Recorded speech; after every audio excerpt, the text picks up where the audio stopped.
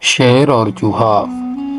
ایک شیر جنگل میں سو رہا تھا۔ ایک چوہا اس کی پیٹھ پر چڑھ گیا اور ادھر ادھر دوڑنے لگا۔ شیر کی آنکھ کھل گئی۔ اس نے چوہے کو پنجے میں پکڑ لیا اور چاہا کہ مار ڈالے۔ چوہے نے شیر سے کہا، اے جنگل کے بادشاہ، مجھے چھوڑ دے، میری جان نہ لے۔ میں جیتا رہا تو اس بھلائی کے بدلے تیرے ساتھ بھلائی کروں گا۔